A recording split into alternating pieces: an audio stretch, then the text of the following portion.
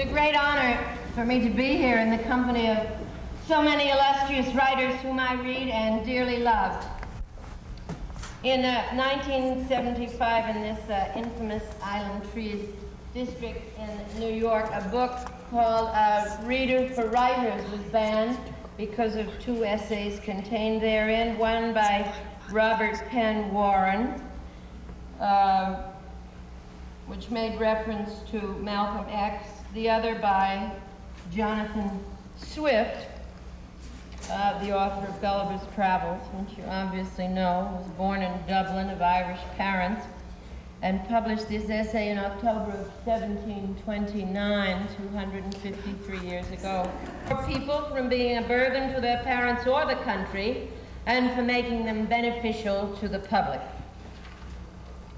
It is a melancholy object to those who walk through this great town of Dublin when they see the streets crowded with beggars of the female sex, followed by 3, 4, or 6 children, all in rags, and importuning every passenger for an alms. I think it is agreed by all parties that this prodigious number of children in the arms, or on the backs, or at the heels of their mothers, and frequently of their fathers, is, in the present deplorable state of the kingdom, a very great additional grievance, and therefore, whoever could find out a fair, cheap, and easy method of making these children sound and useful members of the Commonwealth would deserve so well of the public as to have a statue set up for a preserver of the nation. Now, I have been assured by a very knowing American of my acquaintance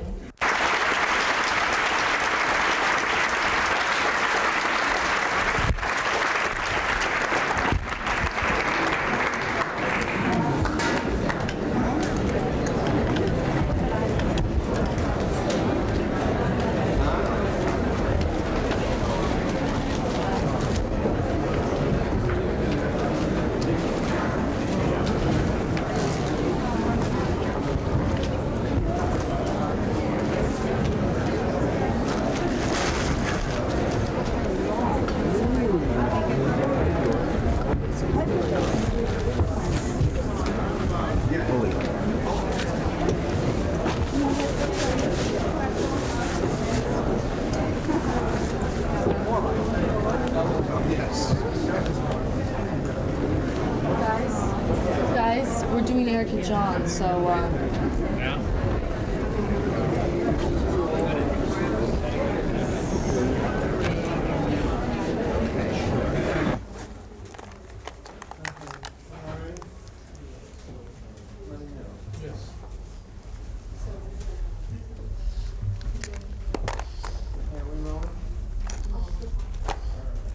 Okay.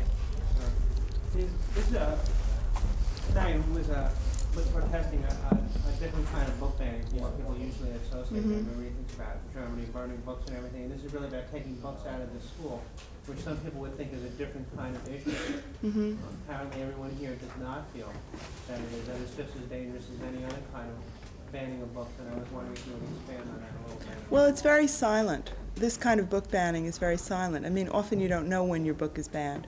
I mean, when they ban a book of mine in the Union of South Africa, it's a public event. Journalists write and say, why has such a book been banned? When they ban a book in Argentina because of the fascist regime, you get press clippings saying that your book is available in adjacent countries in the Spanish language, but not available in Argentina. But this kind of banning is in a way more insidious because it's small groups of local citizens taking books off the shelves and keeping them from their children. And the ironic thing about it, and the thing that I tried to speak about tonight when I presented Kurt Vonnegut's Slaughterhouse-Five, which seems rather innocent when it's read aloud like that, is that book banning never really accomplishes its purpose. It really accomplishes the opposite. It may deprive the author of royalties for a time. It may keep a book out of the children's hands for a while, but inevitably it creates tremendous interest in the book. You would almost wish as an author to be banned. You would almost be insulted not to be banned because it's the books that are singled out for this sort of treatment that ultimately are given a strange sort of publicity. the interesting thing about censorship is that it never quite works. And it creates a market for those very books it seeks to destroy. But I think this silent censorship, groups of parents and teachers taking books off the library shelves, is a very scary sort of censorship because we don't hear about it.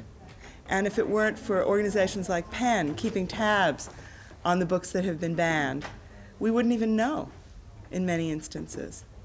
I find that kind of fascinating. Well, the books that are banned, you know, especially in American books, are generally not banned for what people consider overtly political reasons, but usually for obscenity or someone's idea of what is moral or immoral. And your work, I guess, you know, is a work about the relation of what is moral and the implicit political aspect of it. And I was wondering if you could speak about the banning and the focus on obscenity. Well, my books have been banned in other countries because of the focus on obscenity. If you notice the books that were banned in America, I mean, this evening's selection was a very interesting selection. It seems to me that what joins all these selections together is that they all deal with a kind of overthrow of our public professed morality.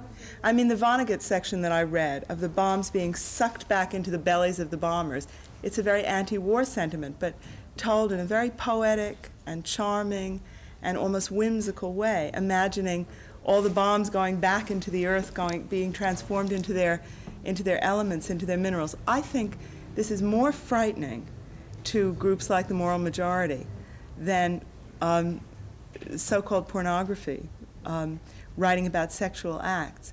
In other words, what is revolutionary about the Vonnegut thing or the Swift excerpt that was read tonight is that it sees the world in a radically different way. It says, we don't have to make bombs. We can return the bombs to their elements.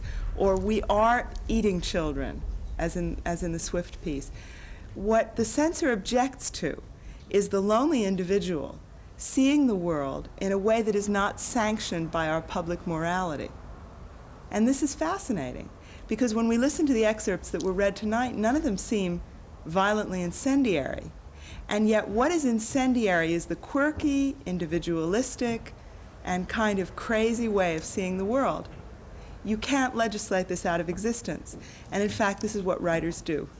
They bring their individual vision to bear on the universe. And by doing that, they leaven the world. They are the yeast that makes society change.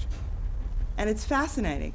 What is also fascinating about books and what cannot be legislated out of existence, and this interested me very much about this evening, the book is a very intensely personal experience. The book is a one-to-one experience. You read your book in the bathroom. You read your book in the kitchen while stirring a pot. The state cannot come between reader and book in the sense that the state can come between television viewer and what it goes out over the airwaves. And so in a way, books are more dangerous. You carry them in your pockets like a little grenade. And I think that's why books are always the focus of fascist attack, because they are so personal and because they are so hard to legislate and so hard to keep down. Last year when I was at the Frankfurt Book Fair, I met a Soviet author who fell to his knees and kissed the hem of my garment, a very Russian thing to do. And he said, your books are smuggled into the Soviet Union. Sailors bring them from ships into Moscow. We read tattered paperbacks of your books. I didn't know they were read, let alone in the American editions. But the more people try to keep books down, the more people want to read them. And that's also a very hopeful sign. Well, these books are still available. Yeah. Is it? Okay. Okay. Right. You're welcome. Thanks a lot. So we're going to do that.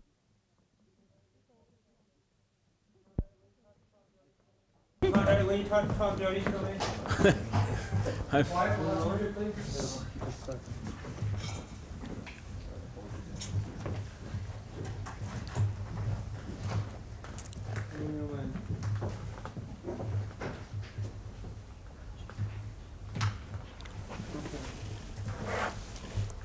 I mean, these are books that have been just taken out of the hands of children in schools, not out of general circulation. What is it about this kind of censorship that you feel is particularly offensive? Well, I don't think it's particularly offensive. I mean, I think all censorship is offensive. I think most writers believe it's offensive. Even if they didn't, they'd have, as a matter of self-interest, some stake in keeping people from taking books off shelves. I mean, I suppose if you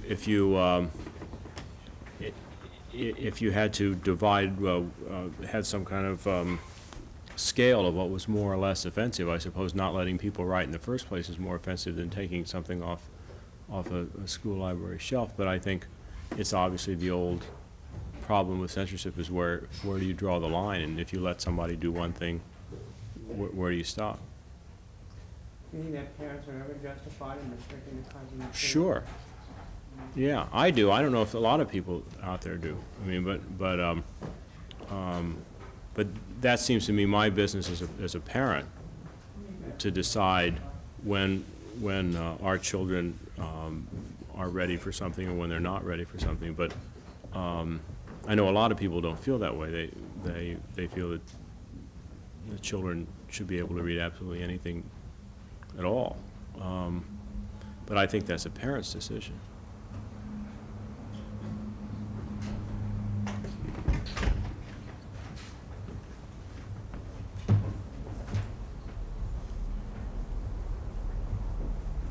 Most of the books, most of the objections to most of the literature is because it's obscene, not or there's something about it people find vaguely or overtly immoral, not because it's not because of any specifically political content that we would recognize. It seems to be what happened in most. Or that, at least that's the way the objection is cloaked, and then it's restricted from children.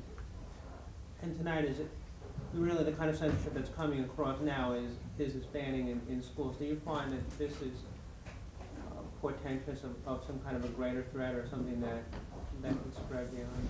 Well, I think most of it is over obscenity. Some of the books that were read tonight have to do with offending one group or another. Yeah, I think. I think that they're obviously good and bad books, good and bad things you wouldn't want necessarily to read yourself, that you have to defend. I don't really believe that the First Amendment was written with the idea of making it possible for people to write kiddie porn, something like that. We find ourselves in the position of defending people. I don't do it with a song on my lips, but I do it simply because once you decide that somebody has the power in his own of banning something because in his own mind he finds it offensive, then obviously you don't know where the limit is. Okay. I think we're agree. Thank you.